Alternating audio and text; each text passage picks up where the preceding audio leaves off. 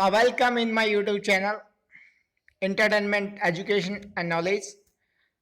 आज मैं आपके सामने इसी श्रृंखला में आज का टॉपिक है the vice president of India, Bharat का उपराष्ट्रपति।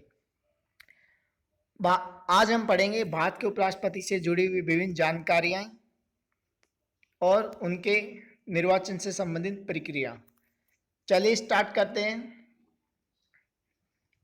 हमारे पॉइंट्स हैं, इनके पॉइंट्स के अकॉर्डिंग हम स्टडी करेंगे। फर्स्ट इज प्रावधान, उसके बाद योग्यता, what is the eligibility. Third is निर्वाचन, what is the election procedure, निर्वाचन प्रक्रिया। फोर्थ वन इज कार्यकाल, टर्नओवर, एंड उसके बाद कार्यम शक्तियां, function and powers. Sixth one is वेतन एवं सुविधा, salary and facilities and others.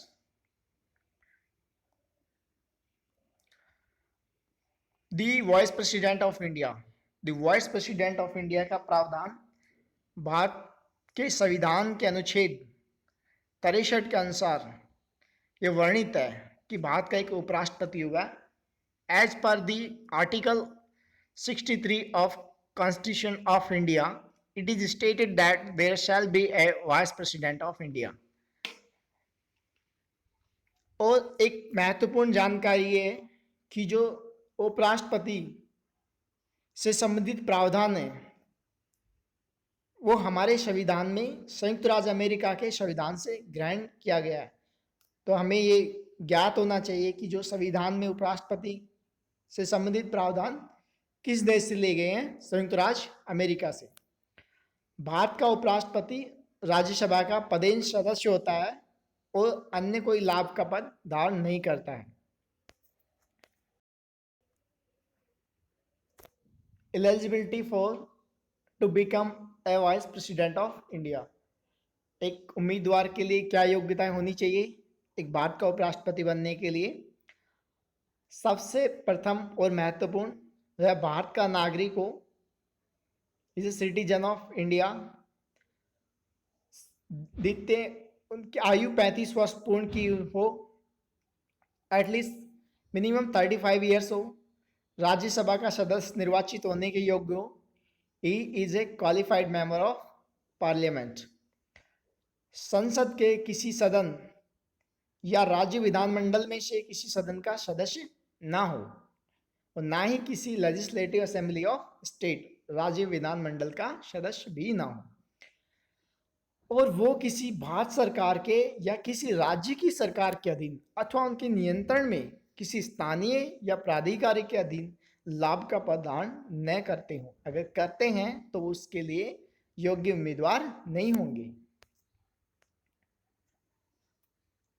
अभी आते हैं दी वाइस प्रेसिडेंट का निर्वाचन, भारत के उपराष्ट्रपति का निर्वाचन, इलेक्शन अनुच्छेद 361 के अनुसार भारत के उपराष्ट्रपति के निर्वाचन की प्रक्रिया का प्रावधान है। एज पर दी आर्टिकल 361, इसमें ये वर्णित है कि राष्ट्रपति का निर्वाचन, उपराष्ट्रपति का निर्वाचन निर्वाचन मंडल के द्वारा होता है। तो निर्वाचन मंडल का कैसे गठन होगा ये वर्णित है आर्टिकल 66 ब्रैकेट 1 में। तो निर्वाचन मंडल में राज्यसभा और लोकसभा के सदस्य मिलकर निर्वाचन मंडल का गठन करते हैं।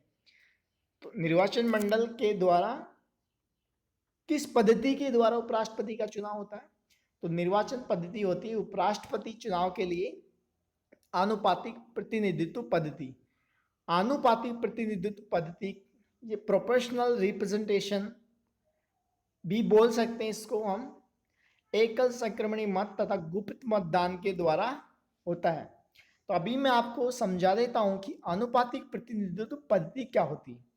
जो निर्वाचन मंडल में जो सदस्य होते हैं राज्यसभा और लोकसभा के, यदि किसी राज्यसभा का सदस्य और लोकसभा का सदस्य उपराष्ट्रपति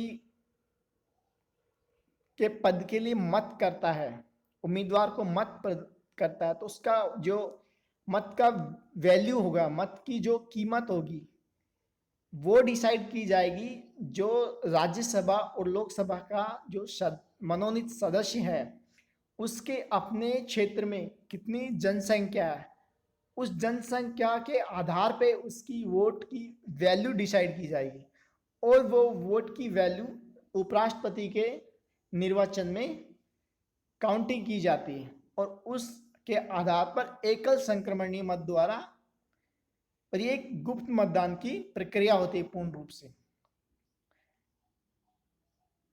इसके बाद यदि उपराष्ट्रपति के निर्वाचन से संबंधित कोई विवाद होता है तो उसका निर्णय उच्चतम न्यायालय द्वारा किया जाएगा। ये अनुच्छेद 71 में वर्णित है। If there shall be any ambiguity there will be final decision taken by the supreme court of India. अभी पढ़ते हैं कार्यकाल, भारत के उपराष्ट्रपति का कार्यकाल, टर्नओवर। कार्यकाल 5 वर्ष की अवधि होगी उपराष्ट्रपति की जिस दिन से उन्होंने कार्यभार संभाला है। It is stated as per the article 67 of constitution of India. उपराष्ट्रपति अपने कार्यकाल की अवधि से भी पूर्व हट सकता है या उनको हटाया जा सकता है। स्वयं उपराष्ट्रपति अपना त्याग पत्र सौंप कर हट सकता है और राज्यसभा और लोकसभा से संकल्प पारित करके भी उपराष्ट्रपति को हटाया जा सकता है या उनकी कार्यकाल के दौरान मृत्यु हो जाती है और यदि उन पे महाभियोग लगाकर उनको हटाया जा सकता है। लेकिन महाभियोग की प्रक्रिया तभी होगी जब उपराष्ट्रपति राष्ट्रपति की अनुपस्थिति में पद कार्यरत हों और उनका कार्यभार संभाल रहे हों। अभी उपराष्ट्रपति की कार्य शक्तियां, फंक्शन एंड पावर्स। उपराष्ट्रपति के कार्य होते हैं राष्ट्रपति के रूप में कार्य। मैं आपको बता देता हूं, जब राष्ट्रपति की अनुपस्थिति में जब राष्ट्रपति या तो अपना त्यागपत्र दे देता है, उनकी मृत्यु हो जाती है या महाभियोग द्वारा उनको पद से हटा दिया जाता है, इस स्थिति में राष्ट्रपति की अनुपस्थिति में उपराष्ट्रपति राष्ट्रपति का कार्यभार संभालता है। तो जो भी राष्ट्रपति की शक्तियां हैं, जो कार्य हैं, वो एक उपराष्ट्रपति उनको ग्रहण करता है, उनका कर्तव्यों का निर्वहन करता है। उस स्थिति में राष्ट्रपति की क्या शक्तियां, क्या कार्य हैं, ये आप मेरे दिए गए एक वीडियो में पढ़ सकते हो। मैंने अपलोड किया हुआ है, आप उसमें जाके राष्ट्रपति की शक्तियां, दी पावर्स ऑफ प्रेसिडेंट के बारे में पढ़ सकते हो। दूसरा कार्य है उपराष्ट्रपति का राज्यसभा के सभापति के रूप में। यह अनुच्छेद 64 में वर्णित है और राष्ट्रपति की शक्तियों के बारे में अनुच्छेद 65 में वर्णित था, जब उपराष्ट्रपति राष्ट्रपति की अनुपस्थिति में राष्ट्रपति का कार्यभार संभालता है। राज्यसभा के सभापति के रूप में सर्वप्रथम की वो उपराष्ट्रपति राज्यसभा का एक पदेन सदस्य होता है। राज्यसभा के कार्यों का संचालन करता है, राज्यसभा में अनुशासन बनाए रखता, आज्ञा नहीं मानने वाले सदस्य को निष्कासित भी करवा सकता है। तो ये उनकी सभापति के रूप में कार्य हैं और राज्यसभा का किसी सदस्य को सदन में भाषण देने की अनुज्ञा देता है। अर्थात कोई भी सदन का सदस्य राज्यसभा में अगर भाषण देना चाहता है तो वो उससे पहले उपराष्ट्रपति की अनुमति ग्रहण करेगा, उसके पश्चात अपने भाषण की शुरुआत कर सकता है। भारत का उपराष्ट्रपति वेतन एवं सुविधा, सैलरी एंड फैसिलिटीज। उपराष्ट्रपति अपने पद का वेतन ग्रहण नहीं करता है, किंतु वो एक राज्यसभा के सभापति के रूप में अपना वेतन ग्रहण करता है, क्योंकि वो राज्यसभा के पदेन अध्यक्ष हैं, राज्यसभा के सभापति के रूप में। और राज्यसभा के सभापति के रूप में उपराष्ट्रपति को वेतन भारत की संचित निधि से दिया जाता है। उनका वेतन 1,25,000 रुपये पर माह है, एक्सक्लूड अलाउंसेज। उनके जो डेली अलाउंसेज हैं उनको हटाकर 1,25,000 रुपये तनख्वाह है प्रति माह। उपराष्ट्रपति की पदावधि के दौरान उनके वेतन या उनकी सुविधाओं से संबंधित कोई कमी नहीं की जा सकती। दी वाइस प्रेसिडेंट ऑफ इंडिया, अभी अदर्स में हम बात कर रहे हैं। उपराष्ट्रपति अपने पद की शपथ आर्टिकल 69 के अकॉर्डिंग राष्ट्रपति की उपस्थिति में लेता है, अर्थात राष्ट्रपति के समक्ष वो अपनी शपथ ग्रहण करता है और राष्ट्रपति को ही अपना त्याग पत्र सौंपता है। अगर उपराष्ट्रपति अपना त्याग पत्र सौंपना चाहता है तो वो राष्ट्रपति को अपना त्याग पत्र सौंपेगा। और the vice president of India is honoured A chancellor of Punjab university Chandigarh. Bharat के प्रथम उपराष्ट्रपति डॉक्टर सर्वपल्ली राधाकृष्णन थे, जिन्होंने 13 मई 1952 को शपथ ग्रहण की थी। और अभी जो देश के 13वें उपराष्ट्रपति हैं वेंकैया नायडू, जिन्होंने 5 अगस्त 2017 को जीत दर्ज की।